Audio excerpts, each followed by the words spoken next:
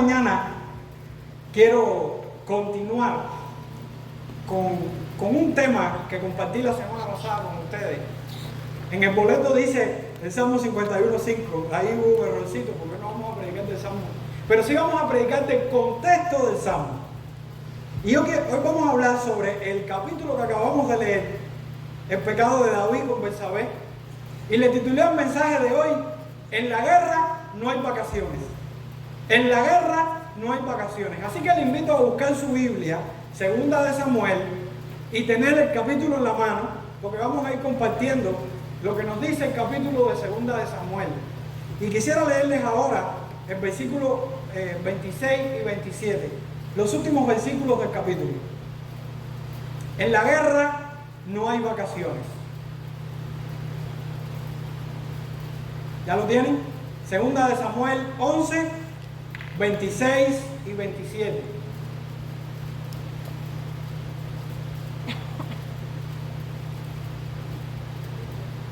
Dice la palabra del Señor: oyendo a la mujer de Urías que su marido Urías era muerto, hizo duelo por su marido, y pasado el luto envió David y la trajo a su casa, y fue ella su mujer y le dio luz un hijo.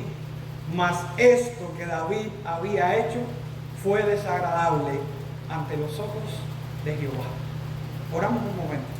Señor, tu palabra tiene el poder sobrenatural de transformar nuestros corazones, nuestra vida, nuestro ser.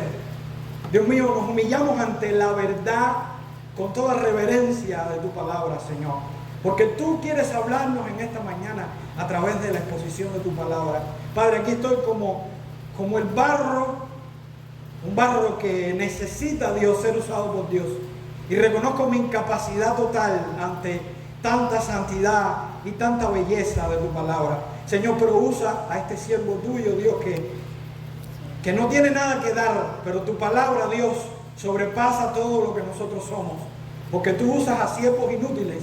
Y en esta mañana, Dios, como siervo inútil, estoy aquí, pero para que seas tú glorificado y exaltado sobre todo nombre, y que tu palabra, Dios, sea puesta en alto en nuestros corazones, y que podamos salir de este lugar retados por tu palabra, avivados por tu palabra, vivos por tu palabra, porque tu palabra es nuestra senda derecha, y en ella queremos estar. En el nombre de Jesús, amén. Gloria a Dios. En la guerra no hay vacaciones. ¿Qué le dirías a una persona que en medio de un contexto de guerra, esa persona está sentado en la playa, y cuando todo el pueblo y toda la ciudad está inmiscuida en la guerra y están alistados para la guerra y están con sus armamentos dispuestos ya a combatir, y comienza la guerra, esa persona que está ahí en medio del pueblo coge su mochila y se va de fiesta para la playa, se sienta en la playa, se pone su sombrilla, se pone a tomar su refresco y disfruta de la playa, y todas las personas luchando en la guerra, peleando en la guerra, y para cómo esta persona haciéndole daño a algunas personas que pudieran haberle salvado la vida, pero no le importaba, indolentemente se quedó en la playa disfrutando de sus vacaciones. No tiene nada que ver con que el pastor no esté hoy aquí, esté de vacaciones, no lo malinterpreten, no, porque pueden pensarlo. A lo que me estoy refiriendo es a un rey en la Biblia que cuando tenía que estar en la guerra con su ejército y su pueblo y luchando esa batalla, se quedó de vacaciones, se quedó en su palacio real y estuvo tan expuesto a su debilidad que cometió los errores más grandes de su vida, y ese rey fue David. Hoy quisiera compartirles lo que nos enseña el capítulo 11 de Segunda de Samuel. Pero antes de caer en este capítulo, quisiera recordarles quién era David, porque vamos a hablar de la debilidad más grande de un hombre que fue un hombre de Dios, un hombre que fue ungido por Dios, por el profeta que había en el momento, un hombre que cuando el pueblo estaba atemorizado salió siendo prácticamente un joven, un niño, y venció a gigantes que atemorizaba a todo el pueblo.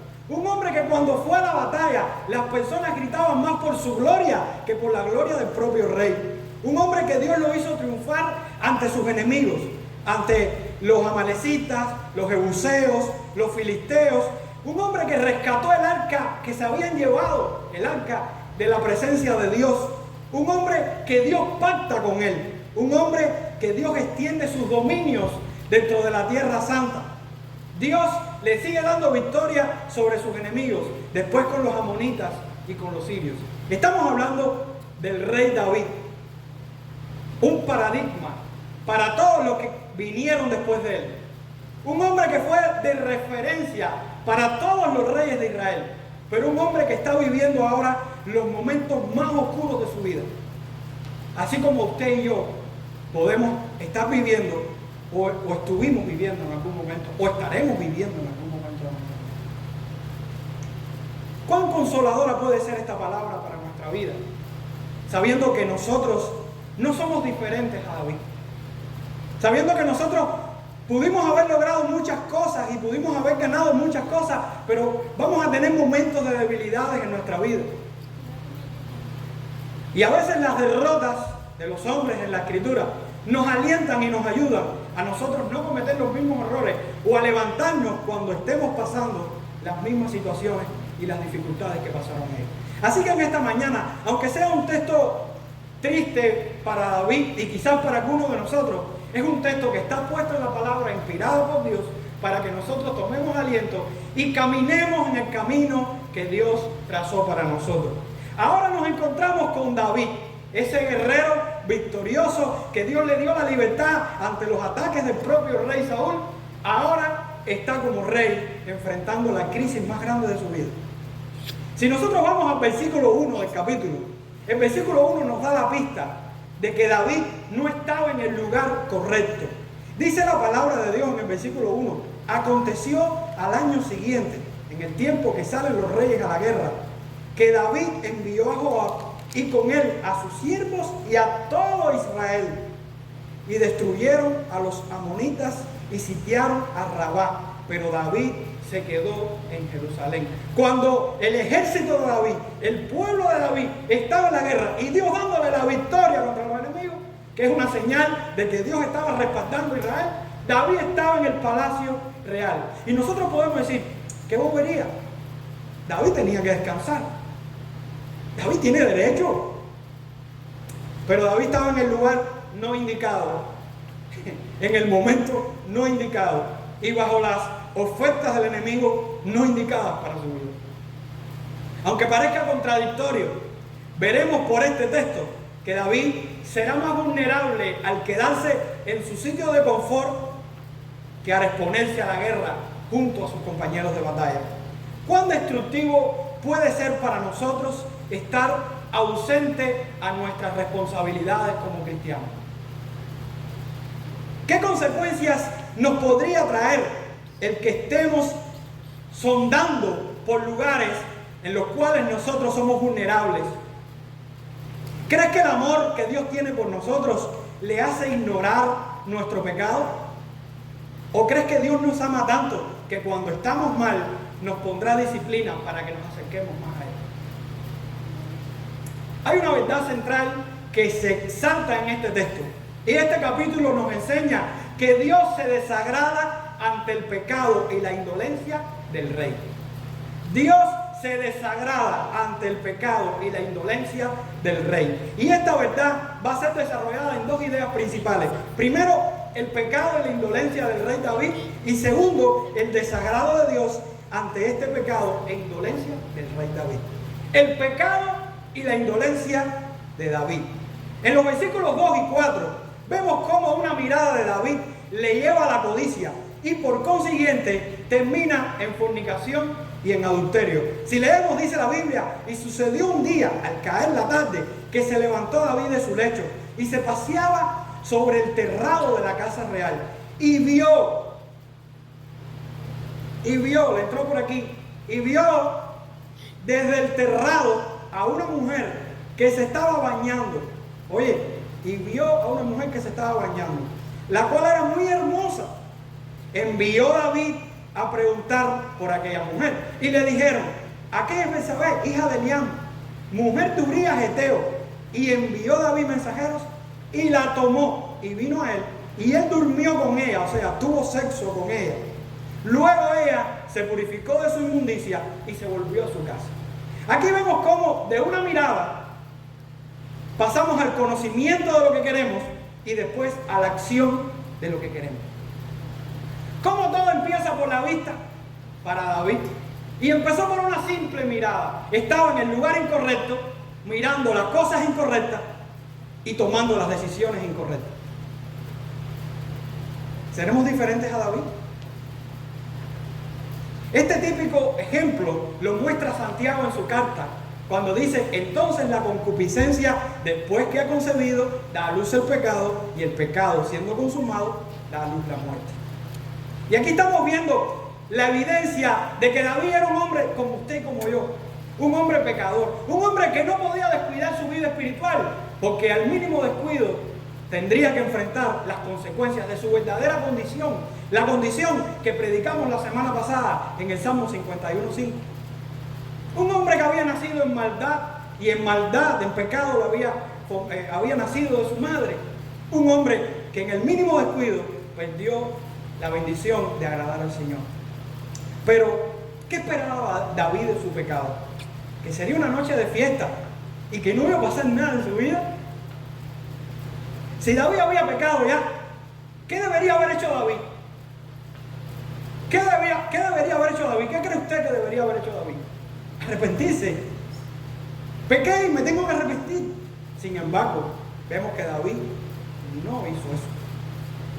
Y lo que empezó por estar en el lugar no indicado, teniendo la mirada no indicada y tomando las decisiones no indicadas, va a terminar en grandes problemas para la vida de David. ¿Qué hubieras hecho tú si estuvieras en la misma posición de David?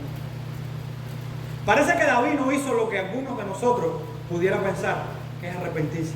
Porque ahora vemos desde el versículo 5 hasta el versículo 13 un aumento en la maldad de David. Ya no le bastó a David con mirar lo que no tenía que mirar y con tener sexo con la mujer y ya cometer adulterio. Ahora vemos que está pasando algo nuevo en el problema. Y le invito a leer a partir del versículo 5 hasta el versículo 13, donde dice la escritura: y concibió la mujer. ¿Qué significa eso? Quedó embarazada del pecado. Miren ahora otra consecuencia del pecado.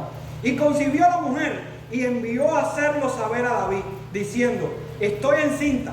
Entonces David envió a decir a Joab: envíame a Urías Heteo, el esposo de esta mujer. Y Joab envió a Urías a David.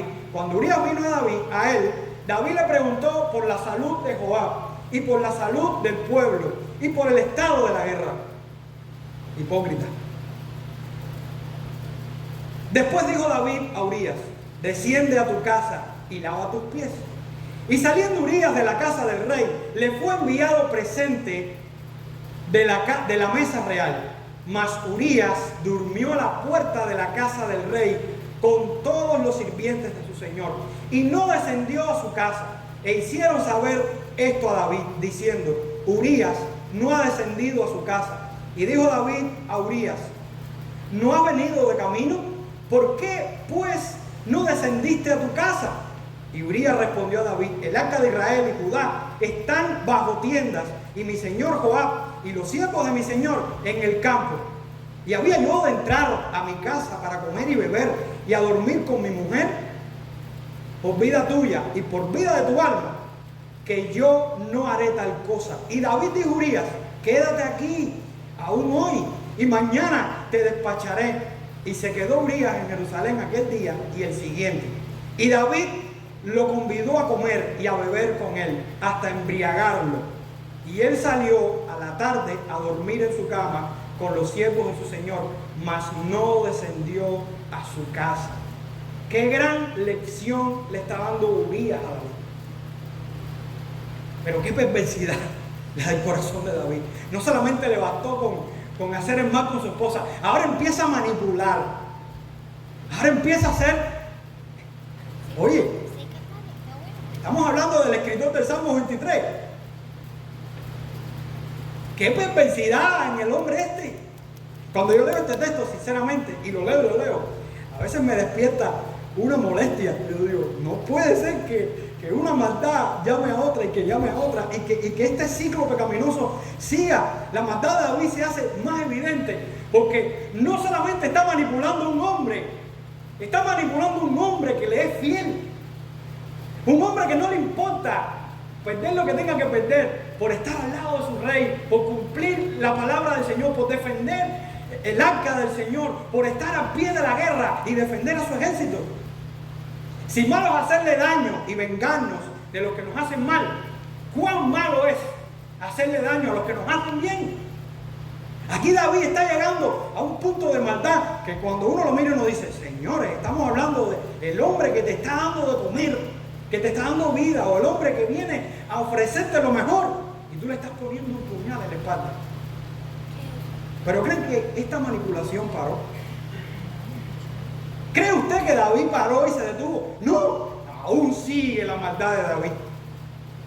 La maldad de David sigue aumentando y ahora se viste con su traje de asesino. Y lo vemos en el versículo 14 al 17, porque ahora sigue la maldad. Y dice la Biblia, venida la mañana, escribió David a Joab una carta, la cual envió por mano de Urías. Y escribió en la carta diciendo, poned a Urías al frente, en lo más recto de la batalla, y retiraos de él, para que sea herido y muera. Así fue que cuando Joab sitió la ciudad, puso a Urías en el lugar donde sabía que estaban los hombres más valientes. Y saliendo luego los de la ciudad, pelearon contra Joab, y cayeron algunos del ejército de los siervos de David. Y murió también. ¿Quién murió? Urías Eteo, asesino. ¿Quién mató a Urías Eteo? David. No hay duda que el rey mató a su siervo. Hermanos, estamos hablando de un hombre que Dios usó grandemente y ahora está siendo usado por su carne hasta la miseria más grande de su alma. Cuando miramos a este David, solamente podemos sentir desprecio por David. Y solamente podemos entender lo que predicábamos la semana pasada, que el hombre está muerto en sus delitos y pecados. Que el hombre solamente tiene que darle lugar a su condición para demostrar quién es. Solamente dejemos que el hombre actúe en su propia voluntad y veremos a dónde llega su maldad. Nadie es bueno. David no era bueno, pero nosotros tampoco. Ahora estamos viendo a un hombre que es adúltero, a un hombre que es fornicario, a un hombre que es manipulador, a un hombre que es mentiroso, a un hombre que es asesino. El rey de Israel. Y me gustaría, antes de seguir hablando de David, hacer un paréntesis. Porque el personaje de Urías es muy útil en esta lección para recordarnos a nuestro Señor Jesucristo. Si nosotros vemos a Urías, vemos tres características importantes que se ven en Urías. Primero, que representa la justicia y la fidelidad a su rey. Un hombre que es justo y que es fiel a su rey. Segundo, que tiene un profundo interés por la presencia de Dios y por su pueblo. Y tercero, que muere por orden de su propio pueblo, quienes debían haberlo ayudado y protegido, y sin embargo lo pusieron al frente de la batalla para que muriera. ¿A quién nos apunta este hombre inocente? A Jesucristo. Jesucristo es el único fiel, justo, quien glorificó al Padre siendo su complacencia. Él amó a su pueblo y murió por desprecio de su propio pueblo. Jesucristo fue a un grado mayor que Urías. Porque aquí estamos viendo a Urías, un hombre también pecador, pero la Biblia en este momento nos está mostrando sus virtudes. Un hombre que fue fiel al rey, un hombre que fue fiel a Dios, pero un hombre que murió. Y la muerte de Urías aportó significado quizás a su vida como mártir, como hombre fiel, pero no sirvió para bendecir a un pueblo ni para ayudar a mucha gente. Simplemente la muerte de Urías quedó ahí para testificar de la maldad de David. Pero la muerte de Cristo fue tan poderosa que bastó para salvar al pueblo que escogió desde la eternidad al Padre por medio de Jesucristo. La muerte de Cristo fue tan suficiente que bastó para salvarnos a nosotros, hermanos. La muerte de Urías no significó nada para nosotros, ni para el mismo Israel. Sin embargo, la muerte de Cristo significó todo para el pueblo que Dios escogió desde la eternidad.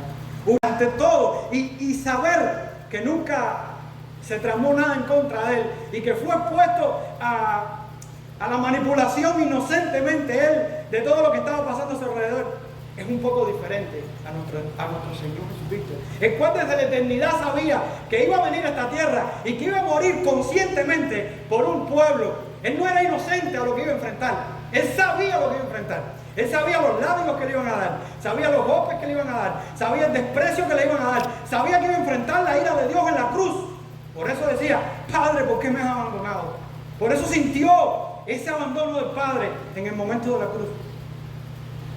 Por supuesto, el Padre nunca la abandonó, pero Él lo experimentó en su propia carne, llevando mis pecados y sus pecados, hermano. Jesús experimentó el sufrimiento, el castigo, el dolor que todo hombre que le ama tenía que enfrentar. Jesús enfrentó nuestro castigo, nuestro dolor, a diferencia de Urías, que murió en su inocencia y en su desconocimiento de toda la maldad que se estaba experimentando alrededor de él. Y quisiera volver de nuevo al capítulo, porque Urías nos está despertando algo. Y después vamos a ver qué nos despierta el contexto cristológico de este capítulo.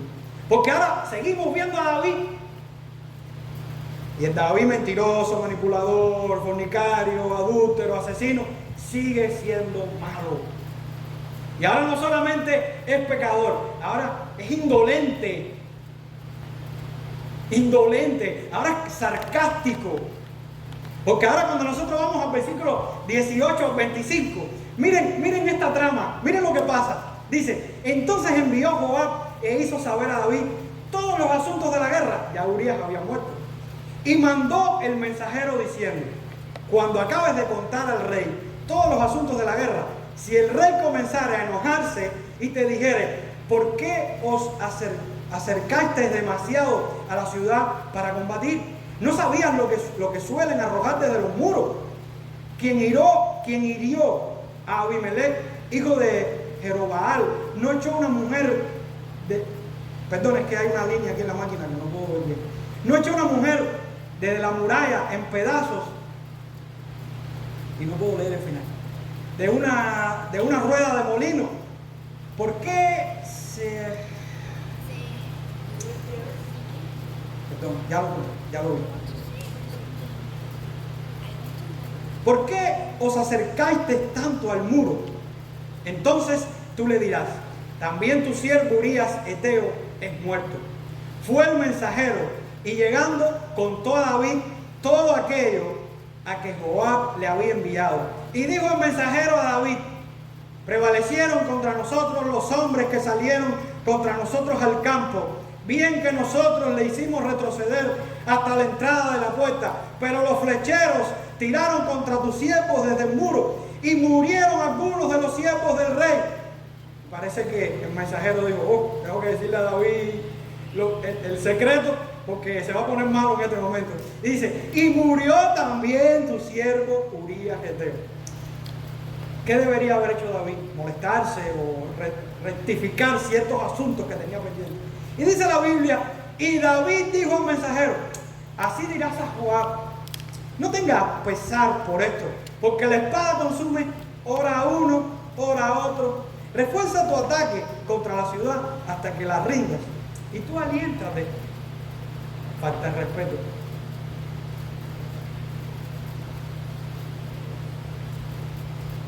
¡Qué indolencia! ¡Qué indolencia del rey! ¡Qué indolencia de aquellos poderosos que usan el poder para hacer el mal! ¿Cuán indolente puede llegar a ser el corazón de un hijo de Dios que no busca el arrepentimiento? ¿Cuán indolente podemos ser nosotros también cuando tengamos poder? No sé usted, pero yo siento repugnancia por una actitud de esta manera. ¿seríamos diferentes a David? Seamos sinceros.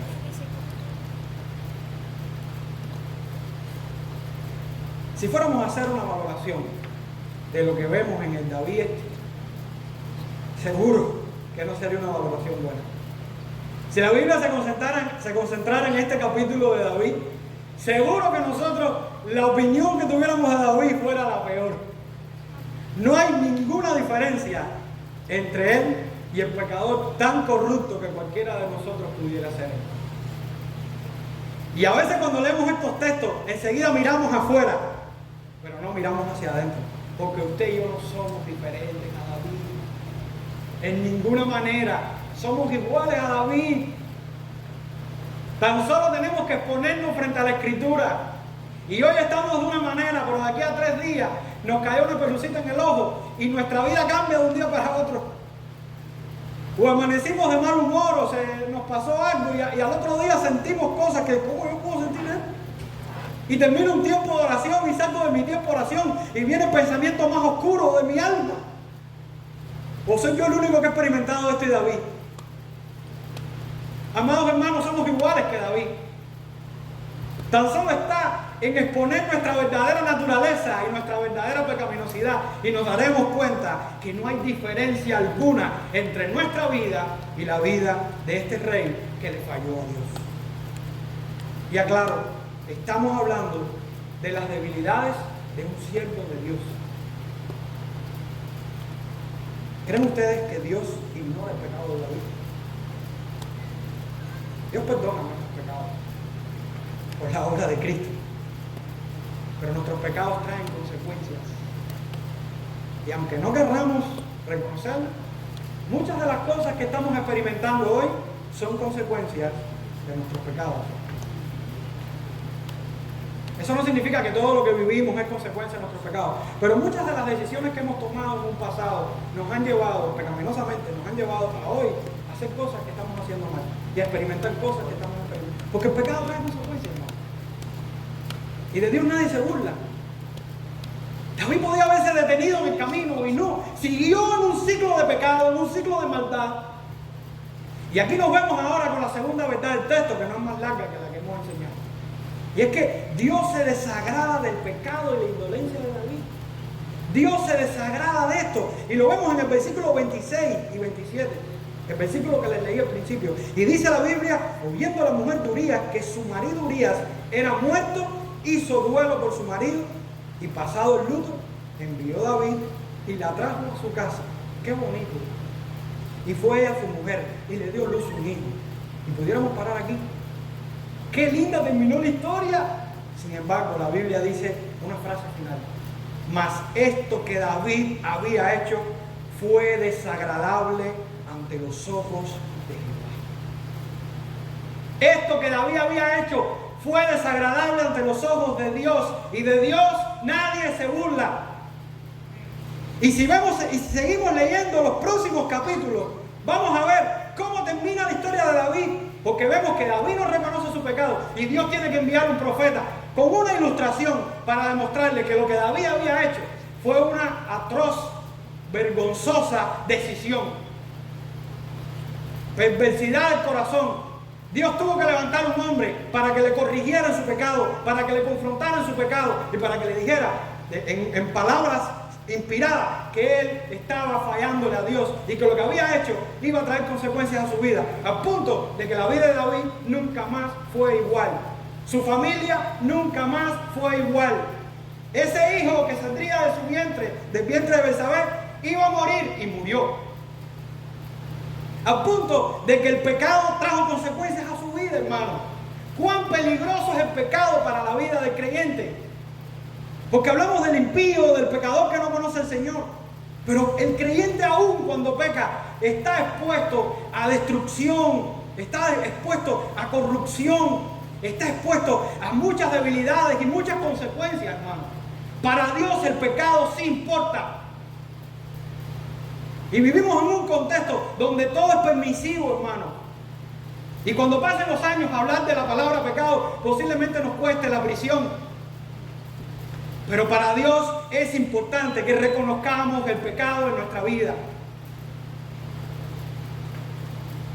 La justicia de Dios es firme contra el impío, contra el incrédulo, para hacer justicia, para hacer juicio contra su maldad, pero contra el Hijo de Dios cuando peca, para corregirlo y llevarlo a la santidad.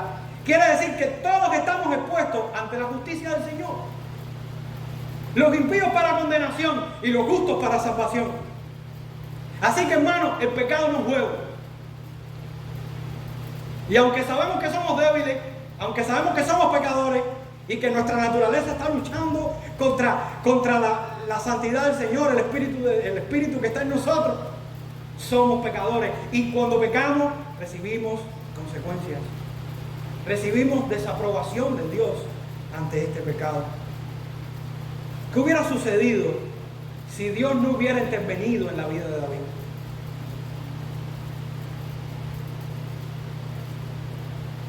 ¿Hasta dónde hubiera llegado David? ¿Hasta dónde hubiese llegado David en su pecado? Pero Dios fue bueno. Dios fue amoroso, que lo corrigió. Con consecuencias. Pero fue bueno. Porque después vemos a David leyendo un Salmo 51, pidiéndole a Dios por misericordia, pidiéndole a Dios que borre sus pecados. No podemos pensar que porque somos creyentes, Dios que nos ama no nos va a corregir. Porque la Biblia dice en Hebreos capítulo 12, versos del 6 al 8, porque el Señor al que ama disciplina y azota a todo el que recibe por hijo.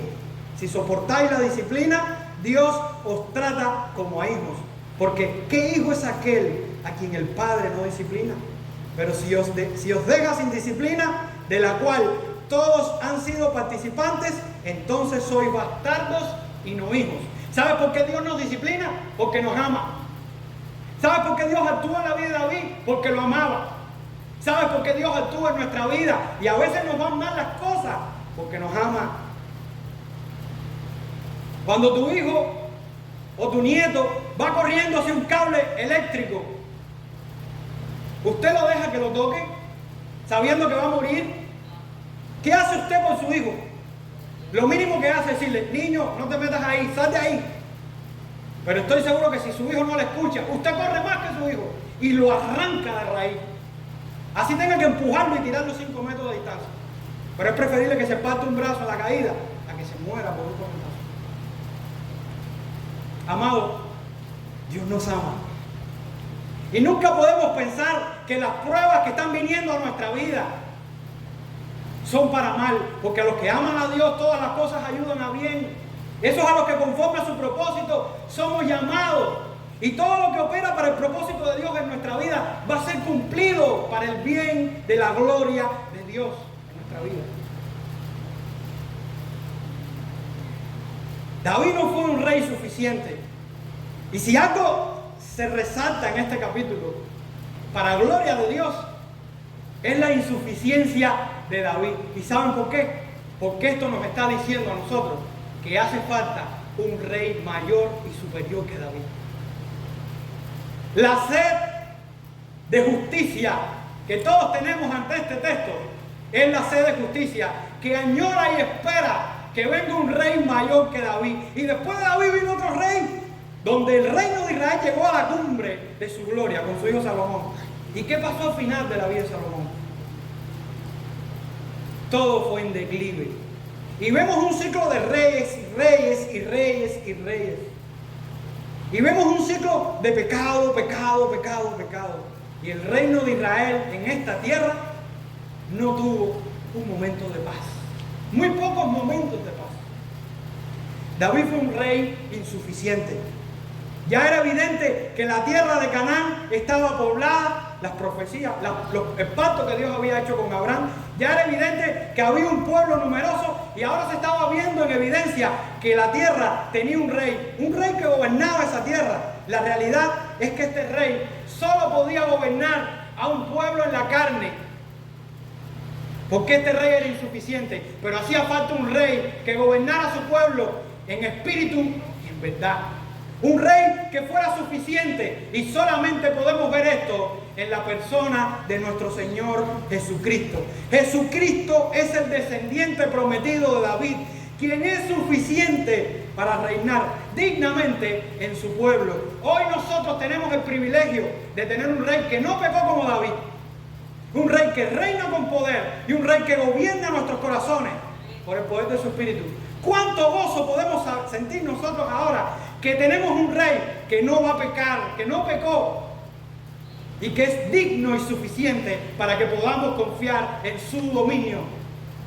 Amados hermanos, vivimos en un reino de gracia y de paz, un reino eterno. La palabra del Señor dice en Isaías 9, del 6 al 7, hablando de ese rey prometido: porque un niño nos es nacido, hijo nos es dado, y el principado sobre su hombro, y se llamará su nombre admirable, consejero, Dios fuerte, Padre eterno, príncipe de paz. Lo dilatado de su imperio y la paz no tendrán límite sobre el trono de David y sobre su reino, disponiéndolo y confirmándolo en juicio y en justicia desde ahora y para siempre. El celo de Jehová de los ejércitos hará esto. Dios cumplió su palabra. Y lo que Dios le prometió a David de su reino, lo cumplió en Jesucristo, amados hermanos. Jesucristo es nuestro Rey verdadero, quien Dios el Padre ha exaltado a su diestra y lo ha puesto por príncipe y salvador para darnos arrepentimiento y perdón de nuestros pecados. David no podía hacer nada ni por él y mucho menos por ese pueblo, simplemente gobernar mal. Pero nuestro rey no solamente cumplió la palabra del Señor al pie de la letra, no solamente murió dignamente, sino que fue capaz de convertirnos a Él, de atraernos a Él, de salvarnos en Él y de darnos una nueva vida y una nueva naturaleza, hermano. Hoy nosotros pertenecemos a un reino de santidad.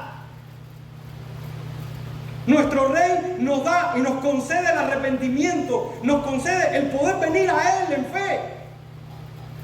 ¿Qué gozo podemos experimentar ahora que tenemos la dicha de haber sido conquistados por un Rey que conquistó nuestros pecados? Él nos doblegó a su reino. Él nos llevó de rodillas a su reino. Un reino de santidad. Un reino de justicia. Ese es nuestro Señor Jesucristo, hermano. Creo que debemos recordar la idea central del texto que hemos debatido, que hemos compartido. Y es que Dios se desagrada del pecado y la indolencia del rey. Pero quisiera mostrarles el contraste ya como aplicaciones de este mensaje. Porque la segunda carta de Pedro dice en el capítulo 1, verso 17, pues hablando de Cristo, pues cuando Él recibió de Dios Padre honra y gloria, le fue enviada desde la magnífica gloria una voz que decía: este es mi Hijo amado, en el cual tengo complacencia. Dios se desagrada del pecado de David. Dios se complace de la justicia de Cristo. Qué digno es nuestro Salvador. Usted puede imaginarse cuánto implica que pertenezcamos al reino del Hijo de Dios, este Hijo de la complacencia de su Padre, y no el reino de un hombre común que recibe el desagrado de Dios ante sus pecados porque es pecador. Amados hermanos, ¿cuánta repugnancia podemos sentir por David en este momento? ¿Cuánta repugnancia? Y seamos sinceros en nuestro propio corazón. Cuando usted lee este texto, ¿no le causa esto a usted desagrado, repugnancia, molestia, incomodidad? Pero David nos está mostrando una vez más que nosotros somos como Él. Y esa repugnancia que sentimos por este David, creo que la deberíamos cambiar a nuestra persona y darnos cuenta que nosotros no somos diferentes a David. Somos tan repugnantes como David. Lo que el poder del Espíritu de Dios nos sostiene. Pero si en la gracia de Dios, Dios hiciera así y abriera los balostres de la gracia, nuestra pecaminosidad iría tan lejos como fue Faraón, como fue Hitler, como fue Stalin, como fue Fidel.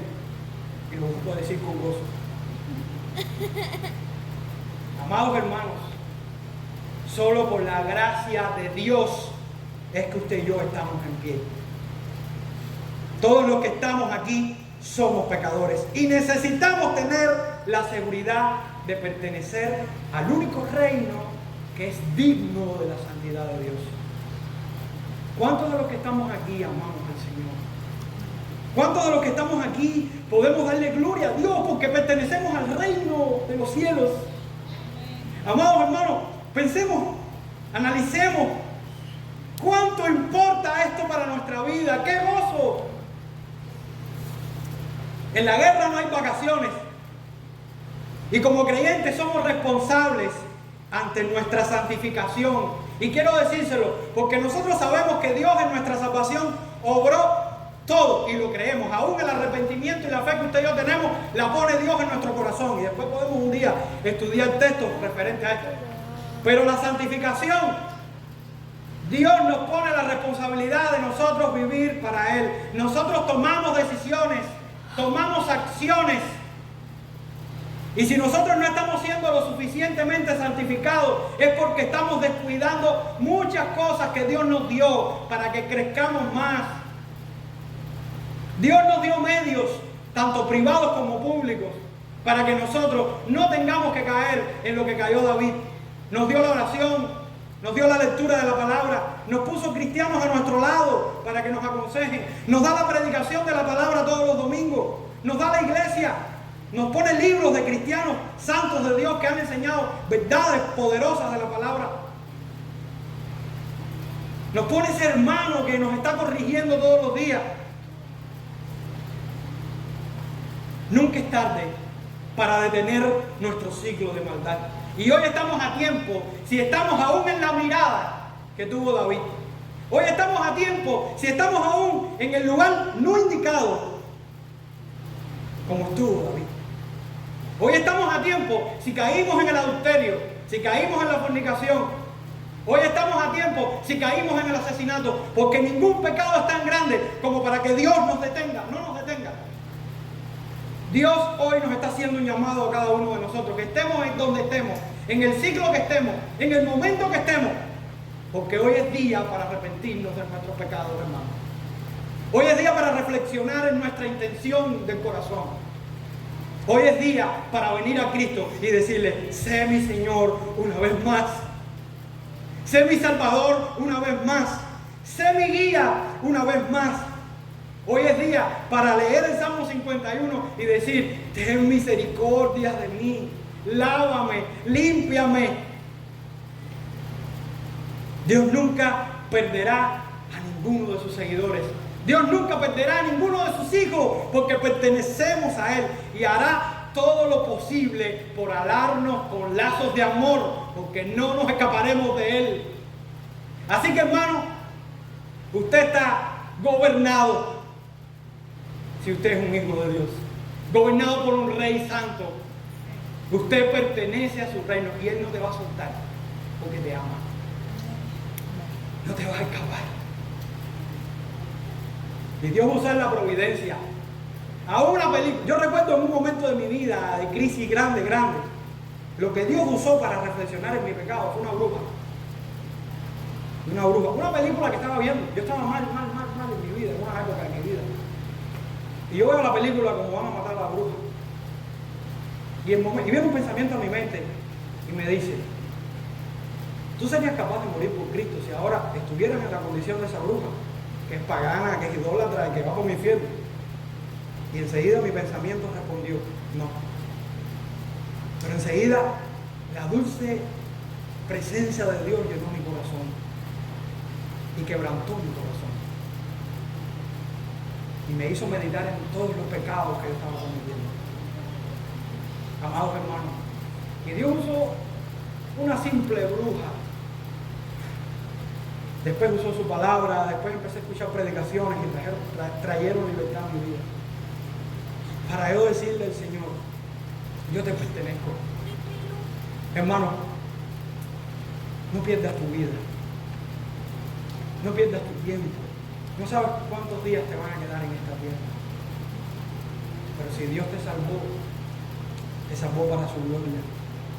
Si Dios te salvó para su reino. Y Dios quiere ponerte al frente de la batalla, pero no para que te maten como hizo David, porque ya Él murió por ti. Él te quiere poner frente a la batalla para que luches la buena batalla de la fe. para que luches contra todas esas debilidades que están levantándose todos los días en tu vida, para que luches contra Satanás, contra el mundo y contra la carne, para que seas un victorioso en la gloria del Señor. En la guerra no hay vacaciones. Y si estás de vacaciones, suelta tu mochila en la playa, porque estos no son tiempos de vacaciones. Ya tendremos los tiempos de las vacaciones cuando estemos en los lugares celestiales. Pero en estos momentos no hay descanso para los hijos de Dios. Todos los días el enemigo se va a levantar contra nuestra vida, a acusarnos, a mentirnos, a usar al mundo y la carne para destruirnos. Por supuesto no lo va a poder, pero nos puede hacer tanto daño, y si nosotros descuidamos nuestra vida espiritual, de seguro que lo hará. ¿Cuánto te reta esta palabra? ¿Cuánto te reta esta palabra? ¿Cuánto te reta este momento de reflexionar en tu vida espiritual y decir, hasta hoy quiero vivir una doble vida? ¿Cuánta confianza encuentras en Jesucristo? Y si has pecado, solamente te digo, abogado tenemos ante el Padre, a Jesucristo. Qué gozo saber de que mis pecados son muchos, pero su gracia es mayor. Muchas son mis faltas. Todos los días mi corazón está sucio. Todos los días tengo que luchar contra los pensamientos corruptos de mi alma. Todos los días tengo que luchar con las miradas, tengo que luchar con mis palabras, tengo que luchar con mis pensamientos. Pero su gracia es mayor. Su gracia es mayor. Y me consuela saber de que Cristo intercede por mí. Y de que mi pie no caerá en tierra y quedará ahí. Se levantará por la gloria de Dios, por la gracia de Dios, hermano. Hermanos, en esta mañana yo le hago un llamado. Un llamado a seguir a Cristo, pero seguirlo de verdad. Seguirlo como Salvador y como Señor de nuestra vida. Un llamado a reconocer que Él es nuestro Salvador y a reconocer nuestra maldad y nuestro pecado. Porque usted es tan pecador como David, como yo. Pero tenemos un Salvador tan grande que nos está llamando a su presencia. Y en esta mañana solo podemos hacer una cosa, y es venir a Él en arrepentimiento y fe. Porque Él es nuestro Salvador. Padre, solo podemos venir ante ti agradecidos, porque nada somos, porque nada tenemos, porque no somos diferentes a este David, Señor. Pero tú sigues siendo el mismo por los siglos de los siglos. Y esto nos consuela de que tu amor es incondicional. Tu amor es incondicional, Señor. Ante nuestros corazones corruptos y pecadores, tu amor es incondicional. Nos estás llamando ahora mismo al arrepentimiento. Y te ruego, Dios, que salves, si hay alguno entre nosotros que no te conoce, que salve su vida, que pueda experimentar la gloria de Cristo en su alma, el perdón de sus pecados, Señor, el consuelo a su alma sedienta. Señor, y aquellos que te amamos, confírmanos una vez más el amor que tienes por nosotros. Esfuérzanos en tu gracia, Señor, porque queremos agradarte, porque queremos ser como Cristo, Señor. Que el fuego santo pueda quemar toda impureza de nuestra vida y que podamos venir con un corazón sincero, que podamos cantar a ti limpiamente. Me arrepiento, tú eres mi Dios, tú eres mi Dios. Aleluya. En el nombre de Jesús.